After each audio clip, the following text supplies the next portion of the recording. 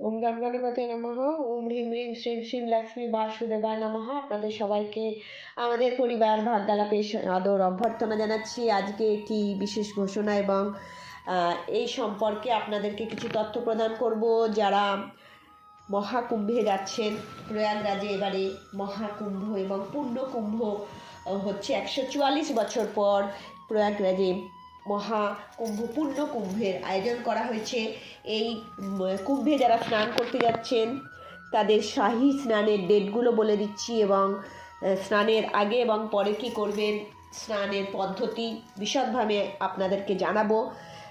জীবনের মোড় ঘুরে যাবে এই শাহী স্নান করলে।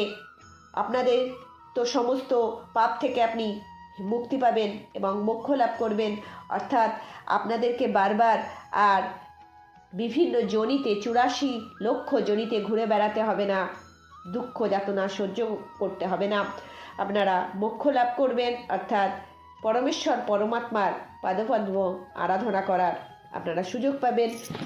এই মহা সুযোগ অবশ্যই বলবো যে যারা এখনও টিকিট কাটেননি অবশ্যই টিকিট কাটার ব্যবস্থা করে নিন, কেননা আবারও 12 বছর পর পর এই মহাকুম্ভ হয়। তাই এই মহাকুম্ভ প্রয়াগরাজে এবারে হচ্ছে 2025 সালে। কবে শুরু হচ্ছে সে সম্পর্কে আমরা বলছি। 2025 সালে 13ই জানুয়ারি। এটি কিন্তু শাহী স্নান না, সূচনা হবে। এখানে সাধু সন্ন্যাসীরা প্রথমে স্নান করে এই মহাকুম্ভের কী করেন, শুরুয়াত করেন। সেই মহাকুম্ভ শুরুয়াত হবে 14ই জানুয়ারি, শাহী স্নান। তার আগে বলে রাখি যে এই মহাকুম্ভ যখন চলে, কুম্ভের স্নান যখন চলে, তখন দেবলোকেও এবং আমাদের এই মর্তলোকে দুলোকেই কিন্তু স্নান আরম্ভ হয় এবং সমস্ত দেবদেবী কিন্তু এই স্নানে অংশগ্রহণ করেন। তাই এই মহাকুম্ভের স্নান আপনার জীবন অন্যভাবে বয়ে নিয়ে যাবে। তাই অবশ্যই বলবো যে 14ই জানুয়ারি শাহী স্নান, এটি মকর সংক্রান্তির স্নান, আপনারা এই দিন করতে পারেন। আর এই মকর সংক্রান্তি স্নানের পর 29শে জানুয়ারি মৌনী অমাবস্যা, এখানেও শাহী স্নান। এই শাহী স্নানের পর 3রা ফেব্রুয়ারি বসন্ত পঞ্চমী অর্থাৎ সরস্বতী পুজোর দিন শাহী স্নান। আর 12ই ফেব্রুয়ারি মাঘী পূর্ণিমা, এই মাঘী পূর্ণিমাতেও একটি শাহী স্নান আছে। আর 26শে ফেব্রুয়ারি মহাশিবরাত্রি, এই দিন শেষ হচ্ছে মহাকুম্ভের যে স্নান। এই স্নান আপনারা করতে পারেন। তাই দেখুন একদম 26শে ফেব্রুয়ারি পর্যন্ত, তাই মহা সুযোগ। আপনারা পৃথিবীর যে প্রান্তে আছেন, এবারে যে 2025-এর যে মহাকুম্ভ প্রয়াগরাজ, সেই প্রয়াগরাজে যেই মহাকুম্ভ সংঘটিত হতে চলেছে, সেই মহাকুম্ভতে 40 কোটি লোকের আগমন হবে এবং পৃথিবীর মধ্যে সর্বশ্রেষ্ঠ মানে বিশাল মেলা এই কুম্ভের মেলা। তাই অবশ্যই আপনারা বিভিন্ন তথ্য যদি আপনারা পেতে চান আমাদের সাথে যোগাযোগ করবেন, আমরা আপনাদেরকে তথ্য প্রদান করব যেটুকুনি আমাদের সীমিত জ্ঞান আছে সেখানে। আর অবশ্যই বলবো যে সবাইকে অনুরোধ করব, পৃথিবীর যে যেখানে আছেন, যে সনাতনী ভাই বোনেরা আছেন, যে সনাতনী মা বাবারা আছেন এবং সনাতনী বন্ধু বান্ধব আমাদের আছেন, আমাদের শুভান্নুধায়ী আছেন, অনুরাগী আছেন, আমাদের এই পরিবারের সদস্য তাদেরকে হাত জোর করে আমরা অনুরোধ করব যে এই মহা সুযোগ আপনারা হাতছাড়া করবেন না। অবশ্যই আপনারা স্নান করার সুযোগ নিন, সপরিবারে নিন। আর কি করবেন প্রথমেই বলে রাখি যে নিয়ম আছে। দেখুন, এখানে বিশেষ আকর্ষণ নাগা সন্ন্যাসী। এই নাগা সন্ন্যাসীরা তুলনামূলক একটু উঁচু ঘাটে স্নান করেন, আর আমাদের যে দর্শনার্থী আছেন, পুণ্যার্থী আছেন, তারা একটু নিচু ঘাটে। দেখুন এমনিতেই তো এই যে প্রয়াগরাজের এখানে 3টে নদীর মিলনস্থল, গঙ্গা, যমুনা এবং অদৃশ্য সরস্বতীর।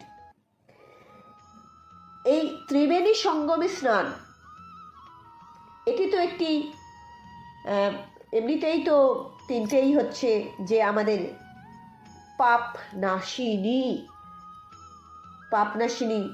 তো তিনি।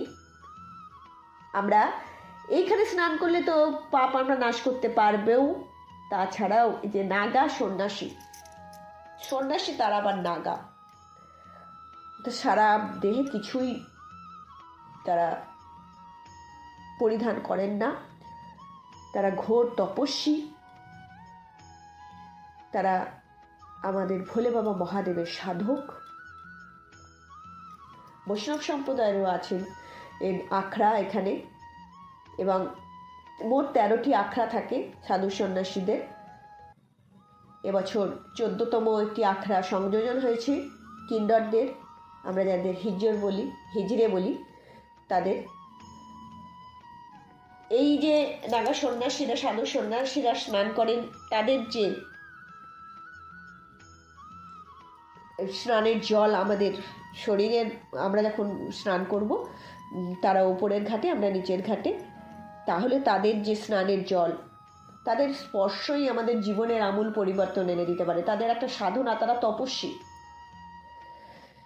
এটি একটি পুণ্যের আরও, মানে এমনিতেই আমরা ত্রিবেণী সঙ্গমে স্নান করছি, পাপনাশিনী, তারপরেও আমাদের পুণ্যবর্ধক হচ্ছে সাধু সন্ন্যাসীদের গায়ের যে স্পর্শ করা জল আমাদের শরীর দিয়ে যখন বয়ে যাবে, আমাদের সমস্ত পাপ নষ্ট করে আমাদের আধ্যাত্মিকতার জগতে এগিয়ে নিয়ে যাবে, পরমেশ্বর পরমাত্মার সাথে আমাদের মিলিত হতে সাহায্য করবে, মোক্ষ লাভ করতে সাহায্য করবে। তাই সবাইকে অনুরোধ করব, অবশ্যই যেখানে সাধু সন্ন্যাসীরা স্নান করবে, কেননা এক একটি আখড়ার, এই যে 13টি আখড়া সাধু সন্ন্যাসীদের, এই 13টি আখড়া কিন্তু একসঙ্গে স্নান করবেন না, তাদের একটা নির্দিষ্ট সময় আছে, নির্দিষ্ট সময়ে তারা স্নান করবে, একদম দুপুর 12টা পর্যন্ত ব্রহ্ম মুহূর্ত থেকে আরম্ভ করে। তা তখন চেষ্টা করবেন যারা স্নান করছেন, আমাদের মতো পুণ্যার্থী দর্শনার্থী, তারা নিচু ঘাটে যখন স্নান করছেন, দেখবেন যে যখন স্নান করছেন উপরের ঘাটে সাধু সন্ন্যাসী, তখন স্নান করার চেষ্টা করবেন। এবং তারা যখন স্নান করেন সাধু সন্ন্যাসীরা, তাদেরকে পেরিয়ে গিয়ে কোনো ঘাটে, মানে তুলনামূলক উঁচু ঘাটে গিয়ে স্নান করবেন না। আপনি এবারে বলবেন যে কি করে জানবো, এটি আপনি ওখানে গেলেই আপনি বুঝতে পেরে যাবেন, আর কোথায় সাধু সন্ন্যাসীরা করছেন আর এবং পুণ্যার্থী দর্শনার্থীরা তুলনামূলক, এটা আপনার চোখের দেখাতেই আপনি বুঝতে পারবেন। আর যখন স্নান করবেন তখন রাম নাম লিখবেন, রাম নাম লিখে আপনি ডুবকি লাগাবেন, অর্থাৎ স্নান করবেন। তাহলে যতবার আপনি রাম নাম লিখবেন ততবারই আপনি ডুবকি লাগাবেন। 3, 5, 7 আপনার শ্রদ্ধা অনুসারে, 11 আপনার শ্রদ্ধা অনুসারে আপনি করবেন, ডুবকি লাগাবেন। আর ভগবানের নাম কীর্তন করবেন, মহামন্ত্র জপ করতে পারেন, হরে কৃষ্ণ কৃষ্ণ কৃষ্ণ হরে হরে, হরে রাম রাম রাম হরে হরে, বা রাম রাম রাম রাম রাম রাম করতে করতে আপনি স্নান করতে পারেন। কেননা দুবার রাম রাম, মানে এই যে একবার রাম রাম বললাম, এই একবার রাম রাম বলার সমান হচ্ছে একবার বিষ্ণু সহস্র নাম পাঠ করা। তাই রাধেশ্যাম সীতারাম সীতারাম যা ইচ্ছা আপনি বলে আপনি আপনার ইষ্টদেবকে স্মরণ করে আপনি স্নান করবেন। মাথায় রাখবেন যে যখন সাধু সন্ন্যাসীরা স্নান করবেন তখন স্নান করার চেষ্টা করবেন, তাদেরকে ডিঙিয়ে স্নান করার চেষ্টা করবেন না, তাহলে মহাপাপ হবে, আপনি পুণ্য লাভ করতে গিয়ে মহাপাপী হয়ে উঠবেন। স্নানের পরই হচ্ছে কিছু দান করার চেষ্টা করবেন। আর অবশ্যই বলবো যে জানেন তো, এখানে যে ঝাড়া ভান্ডারা চলে, মানে প্রচুর মানুষ এখানে বিনা পয়সায় প্রসাদ গ্রহণ করবেন। সেখানে আপনি সন্দব লবণ দান করতে পারেন, গম, আপনি সন্দব লবণ, আর কি করতে পারেন, আপনি মুগ ডাল এবং চাল, আপনার ক্ষমতা অনুযায়ী আপনি চাল, মুগ ডাল এবং নুন বা লবণ আপনি যদি দান করেন, আপনার দেখবেন যে কি পরিবর্তন আপনি নিজেই বুঝতে পারবেন।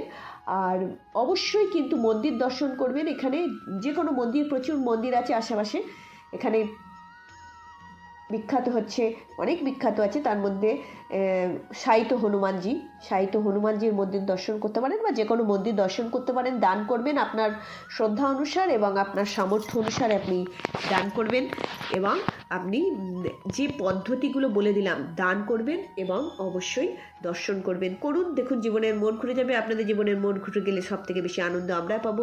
ভালো থাকবেন। জয় সীতারাম।